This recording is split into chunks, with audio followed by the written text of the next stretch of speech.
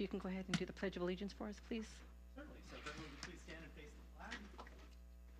Hand over your heart and pledge with I pledge Allegiance to the flag of the United States of America, to the republic for which it stands, one nation, under God, indivisible, with liberty and justice for all.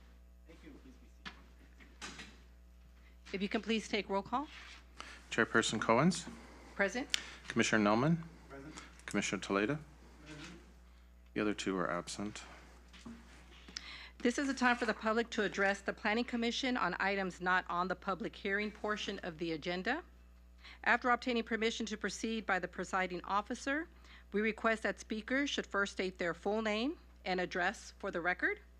Although this is not required, the speaker shall limit their address to 3 minutes. Any public comments that are discriminatory, defamatory, or otherwise not protected speech will not be considered, consented to, or otherwise adopted by the Planning Commission in its deliberation and findings.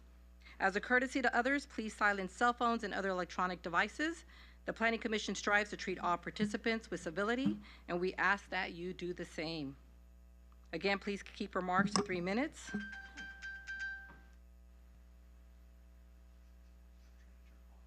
Anybody wish to speak? Nope. Seeing nobody else, I will close oral communications. Planning Commission consent form. Consent calendar. We have 5 items today. Color approval EC 2026-0002 for 14620 Aviation Boulevard. That's the Spring Hill Suites Hotel. Color approval EC 2026-0003 at 14400 Aviation Boulevard. That's the Town Place Suites Hotel. Minutes of the November 5th, 2025 meeting, minutes of the December 3rd, 2025 meeting, and minutes of the January 21st, 2026 meeting. Okay. Do any commissioners wish to discuss or pull an item? I just have a question for staff. For which item?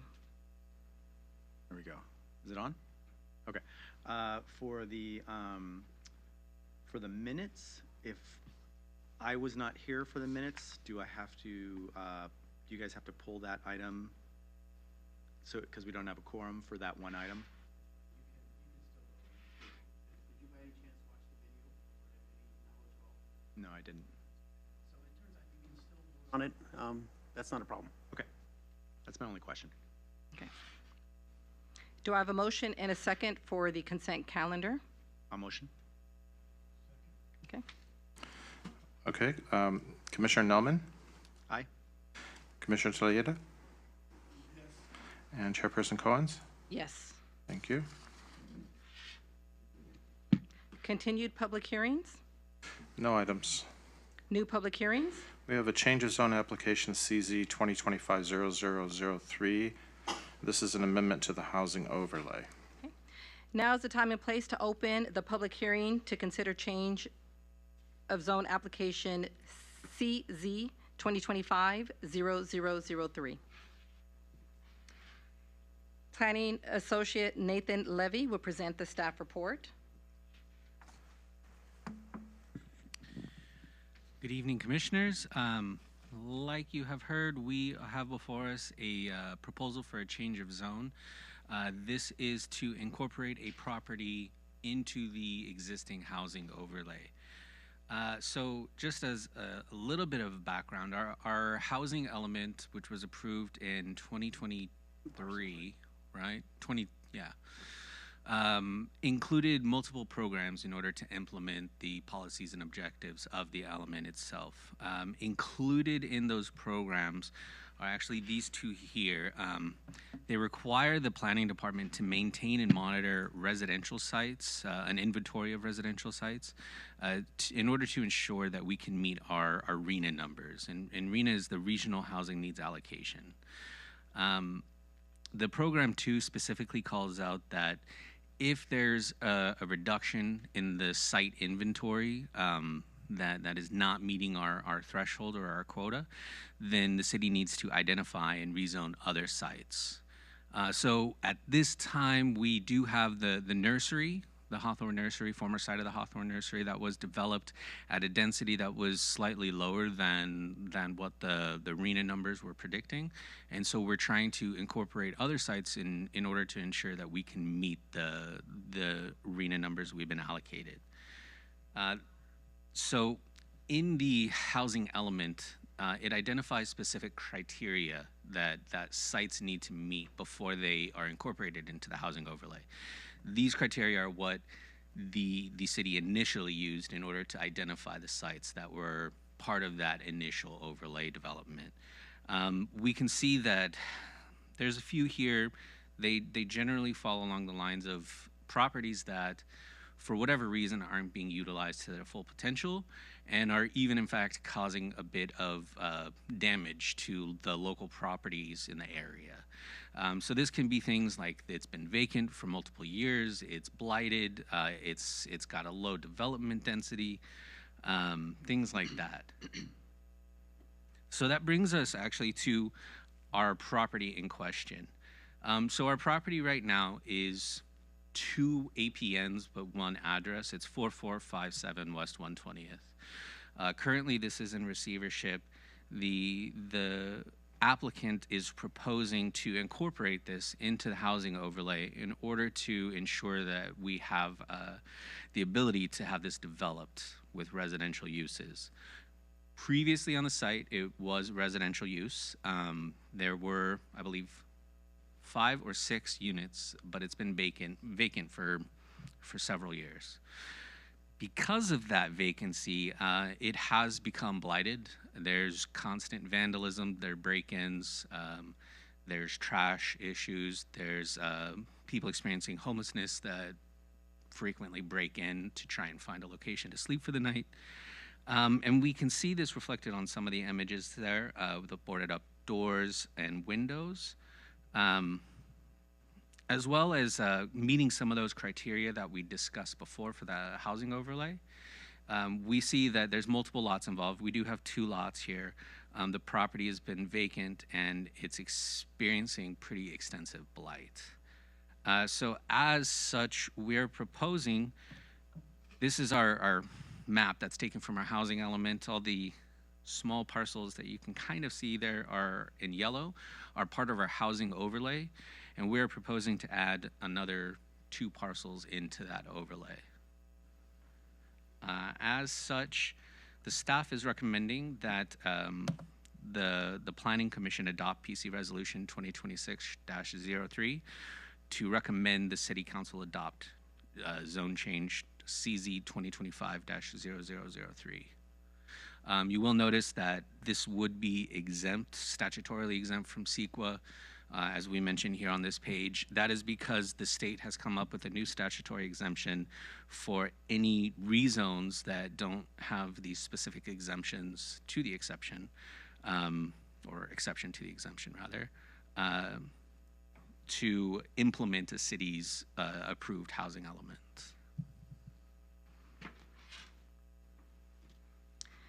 Do commission members have any questions for staff? I just have one question. As part of the zoning for this, should it be a multi-unit that's built there? What would the requirements for parking be for it? So if this goes through the process and is inserted into the housing overlay, it will have to meet the objective zoning design standards that we have, which is chapter 17.100.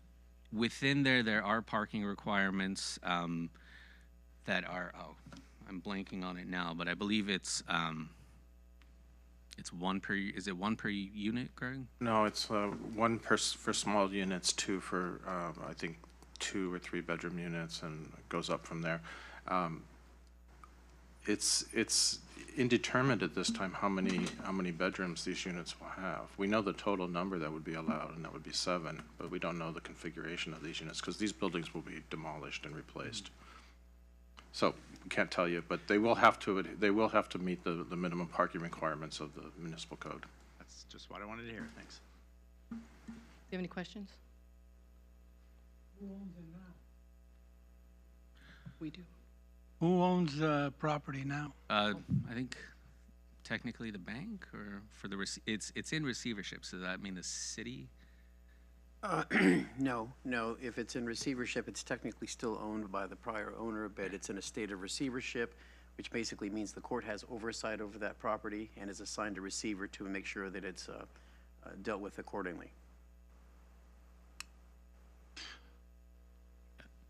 So, it's for sale? No, not at this time. It's not for sale?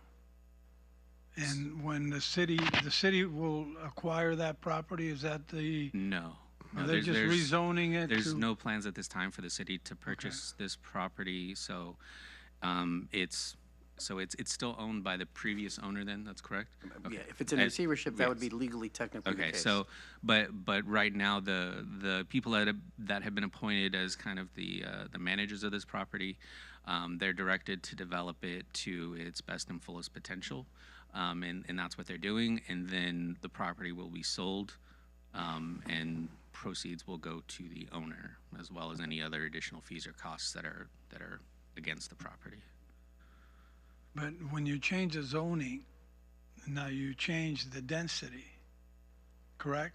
Well, in this case, it's a commercial zone, so there's no residential density. Okay. But since it's already developed with residential, it's got a non-conforming status. Okay, This would just allow them to add 2 additional units, but also to scrape the site and start from scratch, because it's not a very good configuration the way it is right now. So, yeah, it will increase the value of the property, but that's okay, because the owner gets the fair market value of the property, and the other proceeds go to wherever. that's what I was thinking. I mean, if you can build 7 units on it right now and then. No, you can't change- right now, not unless we approve this overlay. Okay, yeah, okay. No, that's it. So there's another wrinkle to this. Since if those 5 units were demolished, they would lose their non-conforming status, and then there would be no residential units that could be built there. And then we'd be in a situation where instead of making up the difference for what Malia Homes didn't use in terms of their maximum developable capacity, we'd be adding 5 more units to our list that have to be made up somewhere else because of a law called no net loss. So we would lose 5 residential units even though they are derelict. And that just adds a -5 to our list, and we're trying to get the list down. It's kind of confusing, but it adds 5 more to our list where, whatever arena is, you have to add 5 more. Yeah. So we don't want to go there. All right, there's no more. I'm good. Question I have is, it's commercial zoning then, after it's demolished? It's mixed commercial, but because of its location, there's no pure multifamily use that's permitted because it's on a collector street. So it would have to be developed as a mixed-use property. Because of its location and the configuration of the lot, go back to this. There's really minimal frontage. We can see that if you look closely, the driveway on the left of that top image, and the single-family home that you can see, that's the entire frontage of the property. It's not viable for commercial purpose, for a mixed-use purpose with commercial and residential. So the only really viable development that it has is as purely residential, which that is not allowed under the mixed commercial standards. Okay. And under the general plan, I know it's not a variance or anything like that, but are we opening up? No, the housing overlay was designed to be put over commercial lots so that residential could be built where they're not otherwise allowed. Okay, so it's only going to be for this piece? Just for these 'Cause, 2. well, my concern, I don't know if this is my concern. I mean, it's a great idea because this property is like blight. I mean, this is only a plus. Question I have is, does it open up Pandora's box in the sense of inviting somebody else to say, well, I want to go ahead and build over here within the general plan on? Well, no, because they'd have to go through the very same process. Okay. And if it doesn't make sense to the city, we're not going to recommend approval, and you aren't going to accept it, I presume. And then, so it's not like because this is granted, anybody else can expect to be granted. They still have to go through this procedure. A change of zone is a 2-step process. You recommend to the city council. It's not ever going to be a slam dunk. Got you. And But it you would raise also have you to. raise a very important point. I don't think it's going to be a spot zoning type situation, given all the objective criteria. But that's a very good point you raise. Okay, and then one more question. The specific plan that's on top of everything in that area, I'm just trying to see how far this is, because this is past the Hawthorne, so I don't think the specific plan hits that far, correct? No, it goes It goes further? a quarter mile each side of Hawthorne Boulevard. Oh, so it stretches that far? Yeah. Because for the specific plan, when you're dealing with parking, Yeah. you're going to be getting 2.3 parking spaces per unit. Is there going to be a parking issue, or No. is that going to be part of the CUP where parking is going to be, well, you won't be able to do that because of this specific plan There's- overlaps everything. Yeah, but the specific plan doesn't give a prescriptive parking requirement. It doesn't. It defers to the zoning, underlying zoning. And the same for the permitted uses. So this is a different kind of specific plan than of the other ones, which are very comprehensive and give all of the development standards. This specific plan, because it covers such a large area, Right. provides more of a guidance, and it has land uses in broad categories like commercial, residential, multifamily, and that's it. And then it says for the specifics, you have to go to the underlying zone. So that part isn't going to change. Okay, so just to break it down so I can imagine this visually. So we have the specific plan, which is where the Hawthorne, Parkside Village, places, and then you got the airport area. Those You're are all saying- different specific plans, yes. Okay, that was the question. So it is a Yeah. different one. So on this particular one, is there a specific plan then current today Yes. on that particular property? Yes, there is. And what is the parking on that, if I may ask? Well, the specific plan doesn't control the parking. The specific plan defers to the zoning for the parking. This It doesn't, And- precise specific plan does not have Have- have parking requirements. It instead refers anyone reading it to the underlying zoning for the parking requirements. okay, that was the question, because I was like, so you're saying that it doesn't, it's not, they're not talking about the Correct. So the this parking is on that. this is within the downtown Hawthorne specific plan. Got it. The downtown Hawthorne specific plan only refers you to the underlying zoning for these specific development standards like parking. Okay, And so if this does become part of the housing overlay, the objective design standards that we have in place, 17100, they do have objective requirements that have to be met as part of the development for this, which includes parking. okay. So you can't really update the specific plan because it's already, No, we can In plan, update it. right? We can update it. okay. But among all of the specific plans the city has, and there's about a dozen of them, this one is unique in that it doesn't go into a great deal of specificity on development standards. Okay, so I think you answered my question. That was my concern on there. Okay. Let me see here. Any other questions? No. Okay. Is there anyone who wishes to address the commission on this issue?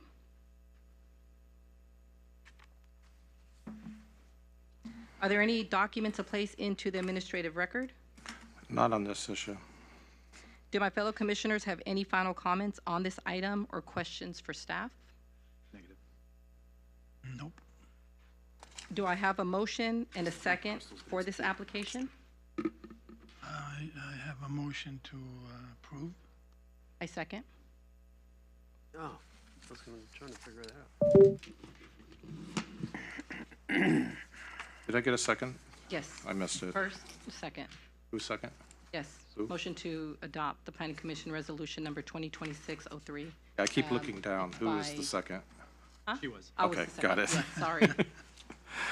Okay. Commissioner Toledo, Yes. Chairperson Cohens, Yes. Commissioner Nelman. Yes. Okay, this is approved. The application will now be moved up to the city council with your recommendation of approval. I now formally close the public hearing on this item. The Well, motion, a little out of order, but that's. Yeah. It's okay. It's okay. It was deemed closed when nobody responded, so you're fine. correct. Okay. Alrighty. Administrative items? There are none. Items you placed on future agendas?